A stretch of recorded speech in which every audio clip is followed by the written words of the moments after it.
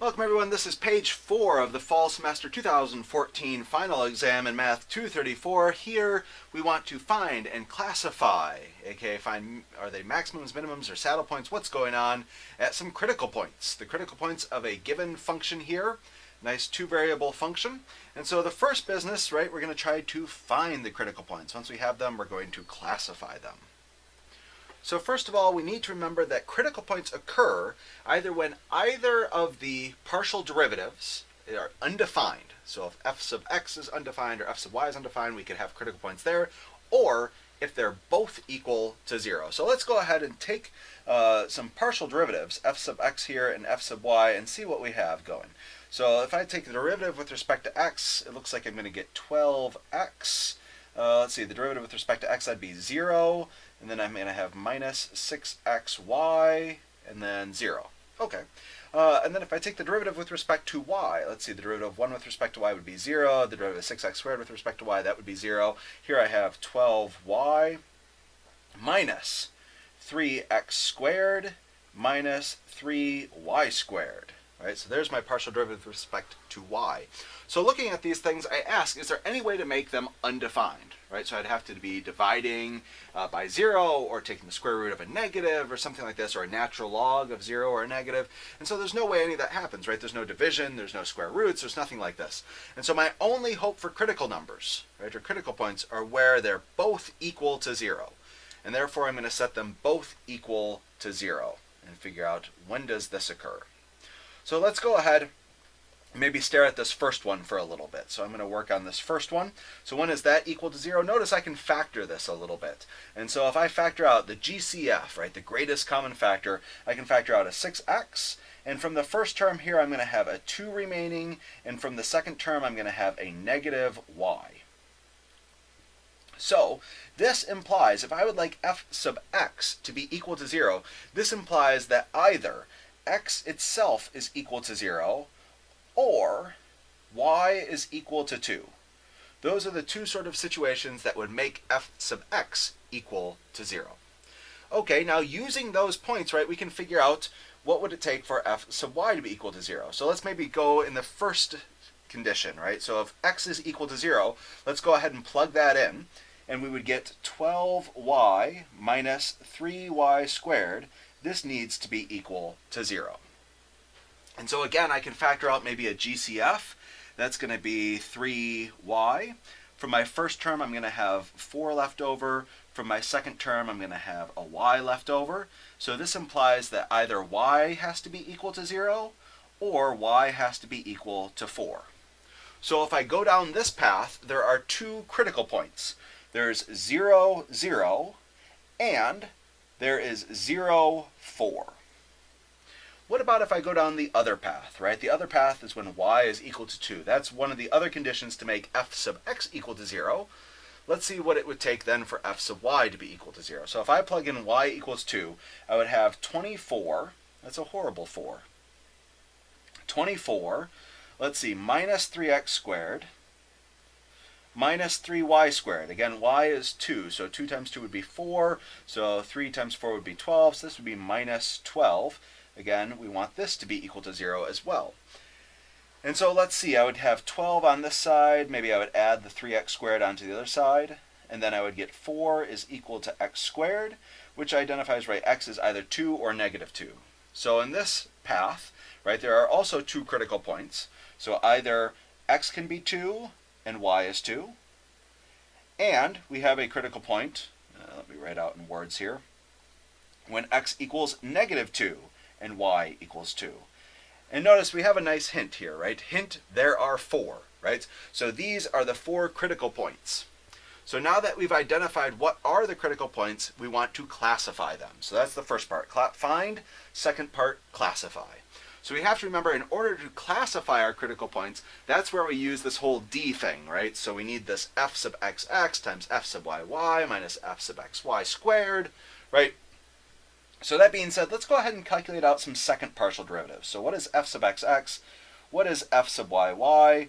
What is f sub xy, right? So the second order partial derivatives. So okay, looking at my first maybe a partial derivative with respect to x. Let's take another partial derivative with respect to x. So in that case, I'm going to get 12 minus 6y. Okay, let's also then take the derivative of it with respect to y, right? Because I need f sub xy as well. So if I take the derivative of this with respect to y, I'm going to get negative 6x. Okay, if I use my f sub y, I can calculate out f sub yy, right? So the second order partial derivative, both with respect to y. And so if I take the derivative of this with respect to y, I'm going to get 12 minus 6y. So 12 minus 6y in this case. So therefore my d value, right, and this is the determinant of my Hessian matrix, right? So this is f sub xx times f sub yy minus f sub xy squared. So that's going to be 12 minus 6y times 12 minus 6y. So I'm just going to write it squared here. Subtract away f sub xy squared. So I'm going to write this as 36x squared. Okay. Now I'm ready to start classifying. So let's go ahead and look at our first critical point. So I'm going to say at the point 0, 0. So at the point 0, 0, we have d is equal to, remember I'm plugging in 0 for x and 0 for y. So if I plugged in 0 for y, first of all, let's see, I'd have 12 minus 0, so that'd be 12 squared. So that would be 144 minus, and I need to plug in 0 for x, so I'd get 0, so that's equal to 144. Now 144 is greater than 0, so we know that we're in Calc 1 world, right? So we're going to either have a minimum or a maximum. And that depends on the f sub xx value. So f sub xx, remember we're at 0, 0. So let's see, here's my f sub xx, and I'm going to plug in 0 for x and 0 for y. So that's just going to give me 12. Well, 12 is also greater than 0. So we know that 0, 0 is a local minimum. Local minimum. So remember, this is basically like the second derivative test here. Because the second derivative is greater than 0, we have a minimum. All right, so that's our first critical point classified. Our second critical point, let's go ahead and do at 0, 4. So 0 for x, 4 for y. So in this case, we have our d value. So let's see, if I plug in 4 for y, I'm going to have 12 minus 24. So that's going to be negative 12, and when I square that, I'm still going to get 144. When I subtract away, let's see, I need to plug in 0 for x. So right, this is going to be subtracting away 0. I get the same result. How boring. D is greater than 0, so we know that we're in Calc 1 world, so we're either going to have minimums or maximums. Let's identify which by looking at f sub xx. So f sub xx, let's go ahead and we plug in, everywhere I see a y, I'm plugging in a 4. So this is going to give us negative 12, right? 12 minus 24. So this is now less than 0. So we know at 0, 4, we have a local max. 2 down, 2 to go. Next up, at the critical point, let's see, I'm going to do 2, 2 next. So at the critical point 2, 2, we have our d value is equal to, let's see, if I plugged in 2 for y, right, I would get 12 minus 12, that would be 0 squared, so that's going to be 0, minus 36 times 2 squared, so 36 times 4. I could calculate this out, but I surely know that it's less than 0, so I'm not going to waste my time doing the multiplication for this.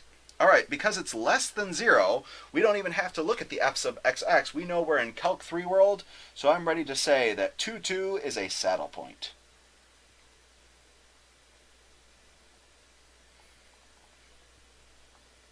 All right, 3 down, 1 to go.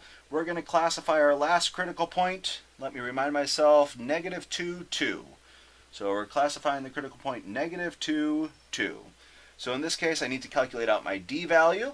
So I go back up for d, and let's see, 2 is y, so this is going to give me 0, minus 36, and now negative 2 for x. But when I plug in negative 2 for x, I still have to square it, and that's going to give me a positive 4. This is, again, less than 0, so in fact, negative 2, 2 is also a saddle point. So again, we've found our critical points, we've classified our critical points, and that's what it wanted us to do. And so, that's it for this problem. All right, thanks for watching, guys. I'll see you next time.